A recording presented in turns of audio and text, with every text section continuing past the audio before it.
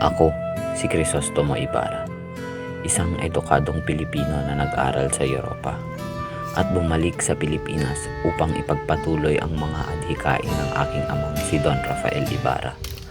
Ako'y may malasakit sa bayan at nangangarap ng pagbabago para sa ikabubuti ng ating lipunan.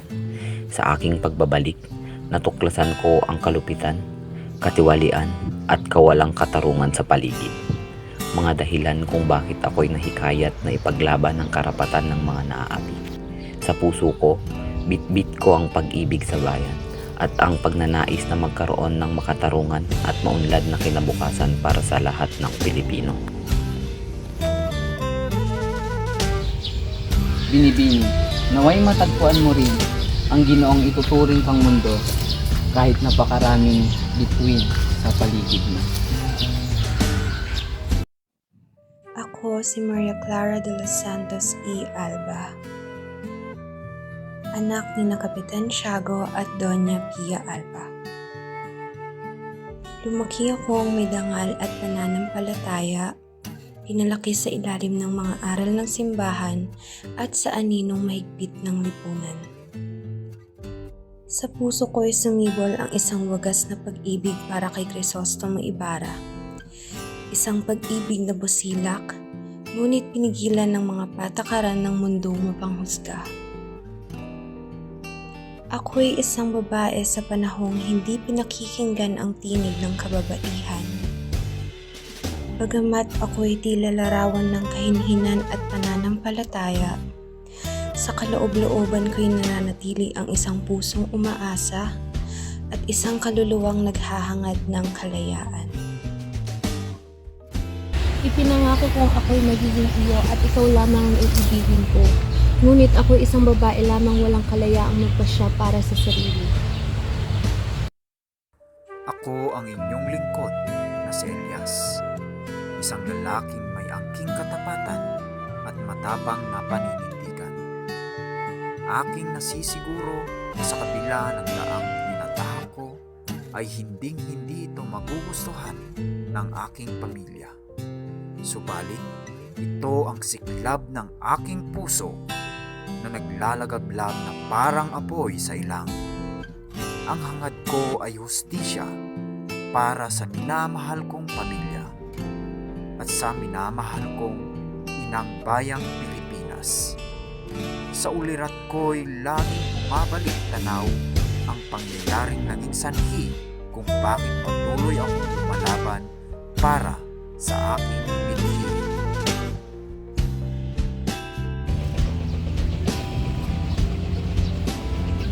Mamamatay akong hindi nakikita ang bukang liwayway sa aking lupang tinubuan.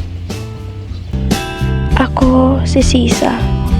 Ako ay may malalim at hindi natitinag na pagmamahal sa aking mga anak na sina Basilio at Crispin. Ako ay isang tapat na ina na lubos na nag-aalaga sa aking mga anak. Ang pagmamahal ko sa aking mga anak ay aking pwersang nagtutulak at handang tiisin ng matinding sakit at pagdurusa para protektahan at pangalagaan sila. Ang aking pagkatao ay minarkahan ng matinding kalungkutan. Nakaranas ako ng malaking pagkawala at labis na naapektuhan ng mga pang-aabuso at kawalang katarungang ginagawa ng aking asawa. Ang dalamhati sa pagkawala ng aking mga anak at ang kawalan ng kakayahan na mahanap ang mga ito ay mabigat sa para sa amin na mahumantong sa pagkasira ng aking isip.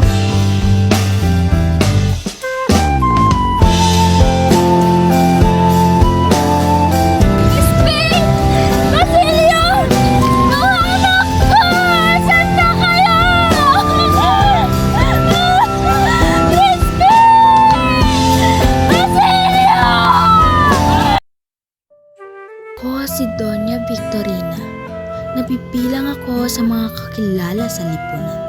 Hindi ako basta-basta nagpapatalo sa aking mga kakilala at mahusay rin akong mga tuwiran.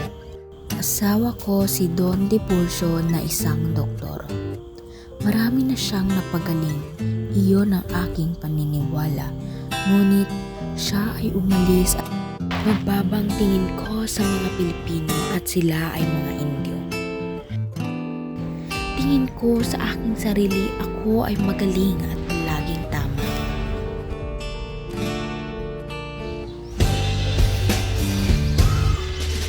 Kapag ako ay nilibak mo, papatulan kita kahit sino ka pa. Ako nga pala si Crispin. 7 taong gulang pa lamang ako at nagsisilbi bilang isang sakristan sa parokya ng San Diego. Ang aking ina ay si Inay Sisa at ang aking nakatatandang kapatid ay si Kuya Basilio. Ang aming gawain ni Kuya Basilio ay tumugtog ng kampana sa aming simbahan. Lahat naman ng utos ay aking sinusunod. Ngunit sa hindi inaasahang pagkakataon, ako ay pinagbintangan ng sakristan mayor na nagnanakaw ng 2 onsa. Kaya't bilang parusa, pinagsasaktan nila ako. At sa di kalaunan, ako ay nawala na lang na parang gulat at hindi na nakita. Paniwalaan niyo naman po ako, Padre Salvation. Aray ko po! Hindi po ako ang kumuha. Mi Doña Consolación, la musa de los guardias civiles y esposa Alperes. Sa wikang Filipino, ako si Doña Consolación, ang musa ng mga gwardiya sibil at asawa ng Alperes. Pinakamaganda sa lahat, kilos reyna, at higit na mas maayos manamit kaysa kay Maria Clara. Hindi ako basta Indio. Nararapat niyo akong igalang sapagkat ako ang reyna ng bayang ito. Vamos magkantar ikaw, tu Espanyol Tagalog. Very good, Sisa.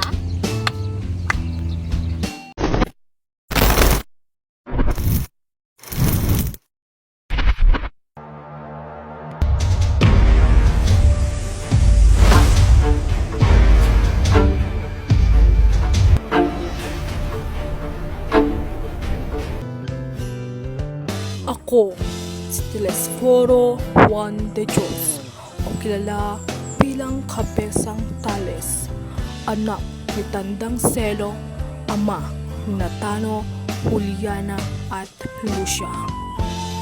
Ako ay naghahangad ng karapatan sa pagmamay-ari ng lupang aking sinasaka na inangkin ng mga praile. Ako ay isang mabuti at masipag na anak at ama na ayaw matapak-tapakan ang aking pamilya, lalo na ang aking pagkatao.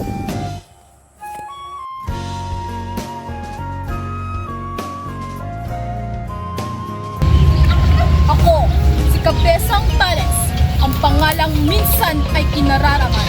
Ngayon ay isang sugat na lamang sa akin